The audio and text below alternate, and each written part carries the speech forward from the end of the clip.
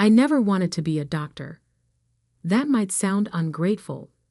After all, medicine is a noble profession, one that many dream of pursuing.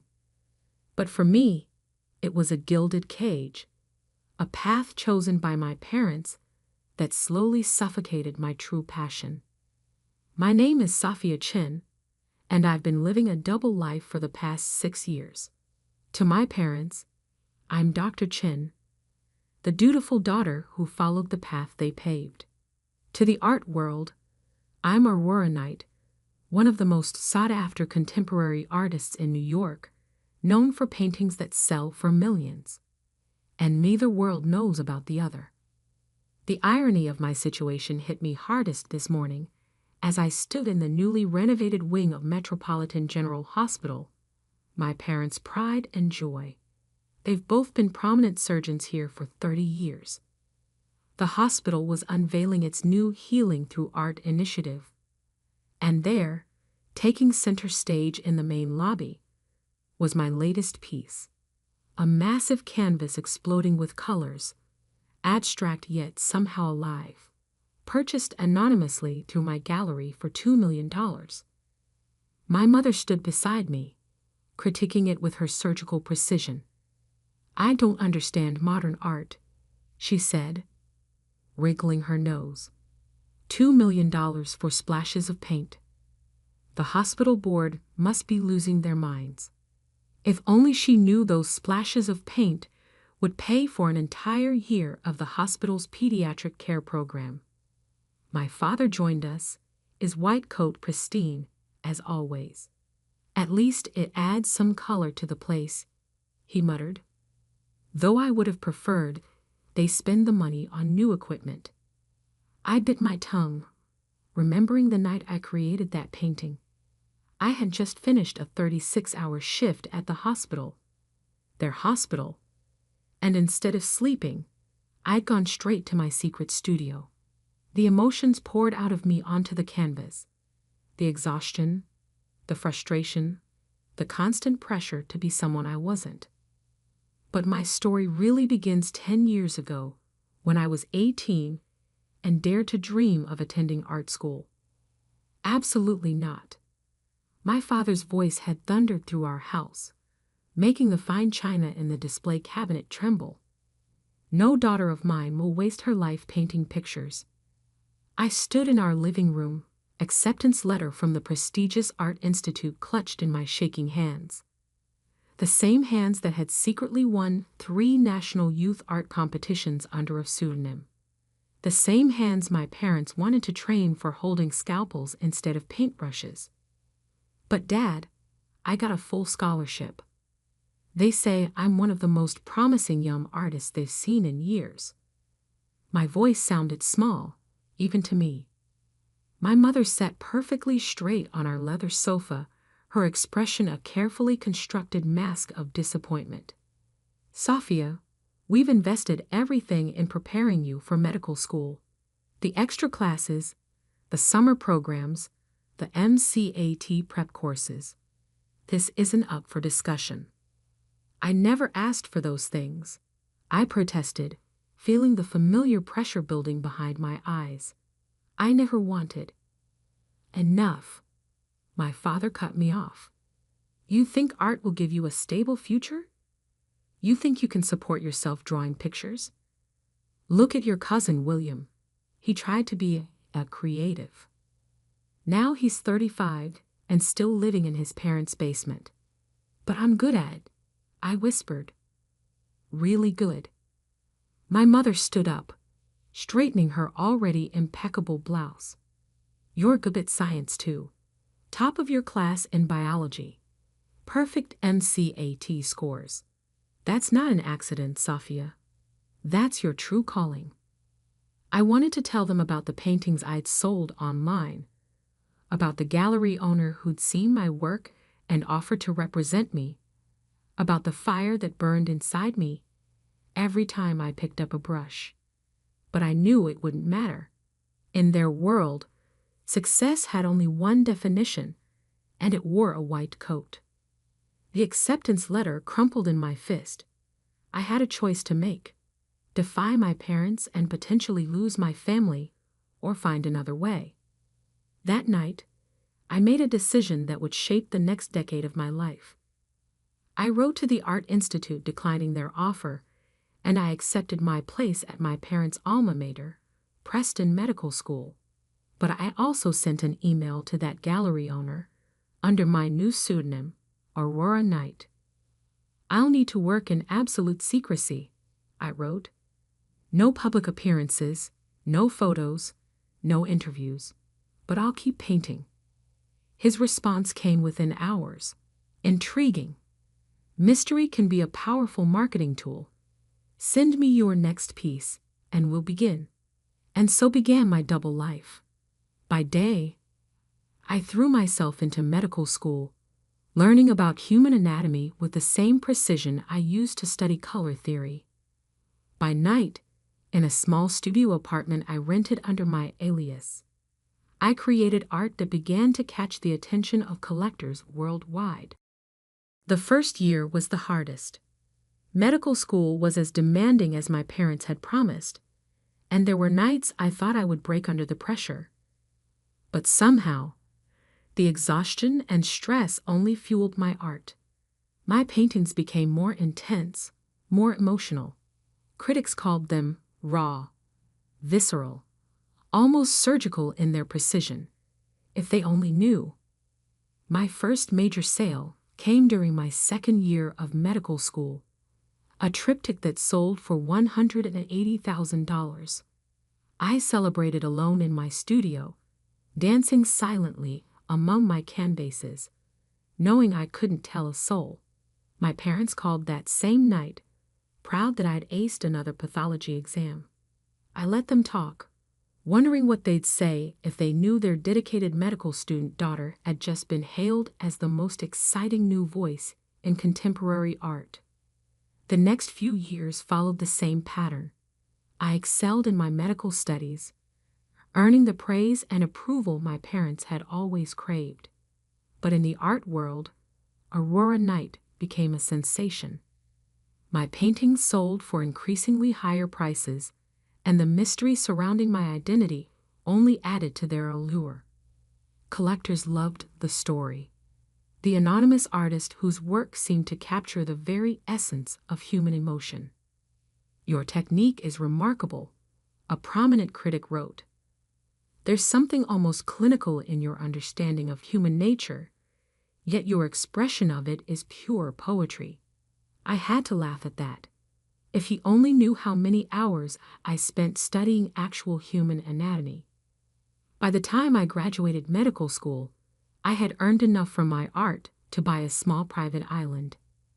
Not that I could ever tell my parents that. Instead, I dutifully accepted a residency position at their hospital, Metropolitan General, while maintaining my secret studio across town. The balancing act was exhausting, but something unexpected happened. I discovered that being a doctor made me a better artist, and being an artist made me a better doctor. My understanding of human anatomy brought a unique perspective to my paintings, while my artistic sensitivity helped me connect with patients in ways my colleagues couldn't quite match. But every time my parents bragged about their doctor daughter, every time they reminded me how right they had been to push me into medicine, I thought about the paintings selling for millions under a name they'd never know. Until this morning, when they stood in their own hospital, unknowingly criticizing their daughter's artwork worth millions. The same artwork that would fund the pediatric care program they'd been fighting to expand for years. And that's when I realized, maybe it was finally time for Aurora Knight to step into the light. But I never expected what would happen next. The decision to reveal my identity wasn't made in a moment. It built slowly, like layers of paint on canvas, each small incident adding another stroke to the bigger picture. My father's criticism of the painting in the hospital lobby that morning was just the final layer. What he didn't know was that I had another piece being unveiled that same evening at the Metropolitan Museum of Art. Standing in the hospital's sterile hallway, still in my white coat, I checked my phone. 3 missed calls from Marcus, my gallery owner. A text message flashed across the screen. Major problem with tonight's unveiling. Need to speak ASAP. I ducked into an empty consultation room, my heart racing. Marcus, what's wrong? His voice crackled through the speaker, tense with worry. The Times is running a piece on Aurora Night. Someone talked. They're claiming they know your real identity. My blood ran cold. That's impossible. Only you know. It wasn't me, he cut in. But someone at the hospital connected the dots. They've noticed you're never on shift during Aurora Night's major shows. They've linked the anatomical precision in your work to medical training. They're running the story tonight. Right before the Met unveiling. I sank into a chair, my legs suddenly weak. 6 years of careful secrecy, about to unravel because I'd been careless with my shift scheduling. Can we stop it? I whispered. Not unless you want to confirm or deny on record. They're giving us 1 hour to comment. Through the consultation room window, I could see my parents in the distance, doing their rounds together as they had for 30 years. They looked so confident, so certain of their world and their place in it. I'll call you back, I told Marcus. I had spent years maintaining this divide, the dedicated doctor-daughter and the mysterious millionaire artist. But trying to keep these worlds separate had become like trying to keep oil and water from mixing by sheer force of will. Exhausting, impossible. My pager buzzed. Emergency in the pediatric ward. As I rushed down the corridor, my mind raced through the implications. If the story broke, everyone would know. My colleagues, my patients, my parents. The emergency turned out to be an allergic reaction, scary but treatable. As I calmed the frightened child with an epinephrine shot, I noticed the walls of the pediatric ward. They were stark white, institutional, nothing like the vibrant painting now hanging in the lobby. Doctor, the child's mother touched my arm. Thank you. He was so scared, but you made him feel safe. I looked at the little boy, now breathing normally, clutching his stuffed elephant. In that moment, I realized something. I was good at this, not because my parents had forced me into medicine, but because I brought my whole self to it, including the artist they tried to suppress. I stepped out of the room and called Marcus back. Don't fight the story, I said firmly. In fact, I'll give them something better. Tell them Aurora Night will be attending tonight's unveiling in person, for the first time ever. Silence on the other end. Then, are you sure? This changes everything. Everything's already changing. Might as well do it on my terms. I hung up and did something I'd never done before. I requested an emergency evening off. My supervisor was surprised. I was known for never asking for schedule changes, but agreed given my outstanding record. Then I called my parents' office. Mom, Dad, I need you to come to the Metropolitan Museum of Art tonight. There's something you need to see.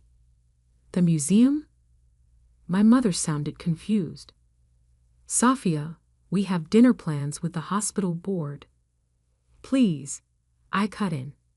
This is important, more important than dinner plans. Maybe it was something in my voice, but after a pause, my father said, What time? At home, I opened the secret closet where I kept my Aurora Night persona.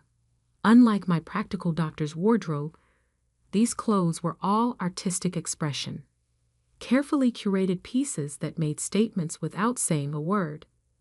I chose a hand-painted silk dress, one of my own creations, each brush stroke telling part of my story. As I dressed, I thought about the painting being unveiled tonight. It was different from my others. more personal, more revealing. I had titled it Daughter of Medicine, and into it I had poured all the complexity of my double life. The central figure was a woman in a white coat, but her shadow on the wall was an artist at an easel. Medical instruments morphed into paintbrushes, hospital corridors bloomed with color, and throughout it all ran the steady rhythm of a heartbeat monitor, rendered in gold leaf. I had created it during a week of night shifts in the ICU, each layer added during stolen moments between rounds, the paint sometimes mixing with my tears of exhaustion. It was both confession and declaration, and tonight it would sell for $3.5 million if the sale still went through after my revelation. My phone buzzed again. Marcus. The Times agreed to hold the story until after the unveiling, but social media is already buzzing with speculation. You're trending. I looked at myself in the mirror. The elegant artist's dress, my hospital ID, still clipped to my bag out of habit. For the first time in years, I felt whole, undivided. Good, I said. Let them talk. The museum was already crowded when I arrived. The unveiling was the social event of the season, made even more exciting by rumors that the mysterious Aurora Knight might actually appear. I spotted my parents near the entrance, looking uncomfortable and out of place in their business attire. They hadn't seen me yet. Behind them, under a velvet drape, waited my painting, my truth. In less than an hour, everything would change. Marcus appeared at my elbow, looking nervous. The press is here in force. Last chance to back out. I shook my head. Not this time. The museum director approached the podium, tapping the microphone. Ladies and gentlemen, welcome to this historic evening. I began moving through the crowd toward my parents, my heart pounding but my steps steady. Years of hospital emergencies had taught me how to stay calm in a crisis. The director was still speaking, and we are honored to announce that tonight, after 6 years of mystery, the artist known as Aurora Knight.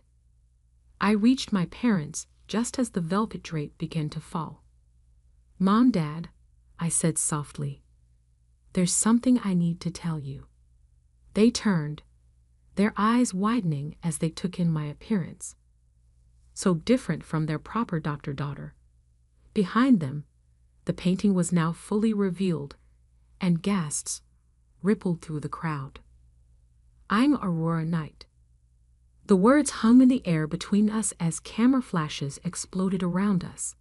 My mother's face went pale, my father's jaw clenched, and in their eyes, I saw something I had never seen before, complete and utter shock.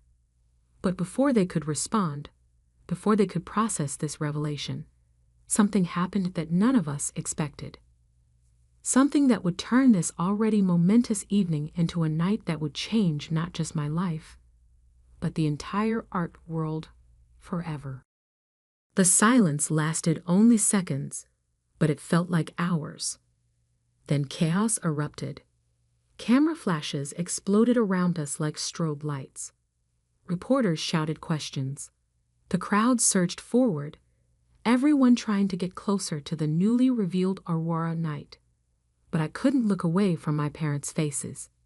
My mother's perfectly maintained composure cracked first. This is impossible, she whispered. You're a doctor. I'm both, I said quietly, even as the crowd pressed closer. I've always been both. Then something unexpected happened.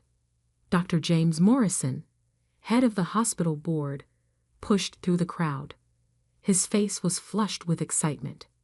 The painting in the hospital lobby, he blurted out. The one we just unveiled this morning. That was you. I nodded. His next words changed everything. We have to pull out of the purchase. We can't possibly accept a $2 million donation from one of our own residents. The reporters went wild. Headlines were already forming. Dr. Artist secretly donates millions to own hospital. But my father's voice cut through the chaos. Donation? He turned to Dr. Morrison. What donation? Dr. Morrison looked confused. The purchase price of the lobby painting. It was returned to the hospital as an anonymous donation, earmarked for the pediatric care program. We thought some wealthy benefactor. His voice trailed off as understanding dawned. My father turned back to me, his face unreadable. How many other paintings? How much? 38 major pieces. Marcus stepped in, ever the efficient gallery owner. Total sales approaching $40 million. Aurora Knight is the most successful artist under 40 in the contemporary art world. My mother swayed slightly. Nearby, a senior art critic was practically dancing with glee.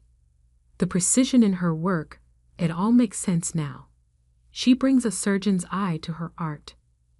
Actually, I corrected him gently, I bring an artist's heart to my medicine. That's when the second surprise of the evening arrived.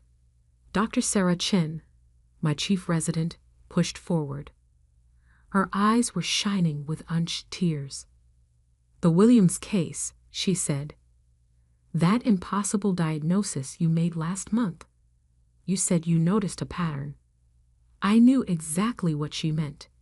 A young patient had presented with seemingly unrelated symptoms. While other doctors focused on test results, I had noticed something in the distribution of his symptoms that reminded me of a color theory principle. Complementary patterns that revealed a hidden hole. You see things differently, Dr. Chen continued. That's why your diagnostic rate is so high. You're not just looking at symptoms. You're seeing patterns like an artist, my mother finished softly. For the first time since my revelation, I saw something shift in her expression. The shock was still there, but something else too, a glimmer of understanding. My father remained silent, his surgeon's hands clasped tightly behind his back. I knew that pose. He was trying to maintain control, to process everything with clinical detachment. The museum director was desperately trying to restore order, to proceed with the official unveiling of Daughter of Medicine. But I barely heard him. My focus was entirely on my father as he slowly walked toward my painting. He stood before it, this man who had never wanted his daughter to be an artist, studying every detail with the same intensity he brought to examining X-rays. I held my breath. The anatomy, he said finally, his voice rough. Every muscle, every proportion, it's perfect. Yes, I said, moving to stand beside him. Because I learned it from you. He turned to me, and I saw tears in his eyes, something I'd never seen before. All these years, he whispered, we thought we were teaching you to be a doctor, but you were learning to be something more. My mother joined us, her hand finding mine. The painting in the hospital, she said. You didn't just donate the money. You chose that spot in the lobby because it's where you both stop every morning. I finished. I wanted to bring some beauty to your daily routine, even if you didn't know it was from me. The cameras were still flashing, reporters still shouting questions, but in that moment, it was just us, a family seeing each other clearly for the first time. Marcus approached cautiously. Sophia, the buyers are waiting. The bidding for Daughter of Medicine has already exceeded the asking price. They want to know if you'll still sell. Now that? No, my father interrupted, surprising us all. He turned to face the crowd, his voice carrying with the authority of 30 years in surgery. This painting belongs in the hospital, next to the other one, where everyone can see what happens when you don't force someone to choose between two halves of themselves. Dad, I started to protest. It's worth millions. He smiled, and it was a smile I'd never seen before. Part pride, part regret, part wonder. So is my daughter. The story exploded overnight, of course. Doctor by day, millionaire artist by night, became a global sensation. The art world was fascinated by how medical training influenced my work. The medical community was intrigued by how artistic perception could enhance diagnostic skills. The hospital created a new program, integrating art therapy into patient care, with me as the director. My paintings now hang in both galleries and hospitals, bridging the worlds I once thought had to remain separate. My parents? They're still adjusting. Sometimes I catch them looking at me like they're seeing a stranger. But more often, they're looking at my work, both medical and artistic, with new eyes. Last week, I found my father in front of the lobby painting, studying it during his morning rounds. I was wrong, he said without turning around. When I told you that art wasn't a real career, I was trying to protect you from struggle, but instead, I almost prevented you from becoming who you were meant to be. I stood beside him, both of us in our white coats, looking at the swirls of color that had helped heal not just the hospital's finances, but our family's wounds. You didn't prevent anything, I told him. You taught me precision, dedication, and the importance of understanding human nature. I just applied those lessons to a larger canvas than you expected. He laughed, a real laugh, free from the weight of expectations. Your mother's talking about taking art classes, you know. Says she wants to understand your world better. It was always the same world, I said softly. I just needed everyone else to see it. Now, when people ask me if I'm a doctor or an artist, I smile and tell them the truth. I'm someone who refuses to be defined by other people's limitations. My art heals in one way, my medicine in another, but both come from the same place. A desire to make the world a little more beautiful, a little more whole. And my parents, they finally understand that success doesn't always wear a white coat. Sometimes it comes covered in paint. The plaque beneath the painting in the hospital lobby now bears both my names, Dr. Sophia Chen and Aurora Knight, a reminder that we are all, perhaps, more than the labels others give us. We just need the courage to show our true colors. And somewhere, in my studio that's no longer secret, a new canvas waits. Because this isn't the end of my story. It's just the first time I'm signing it with my real name.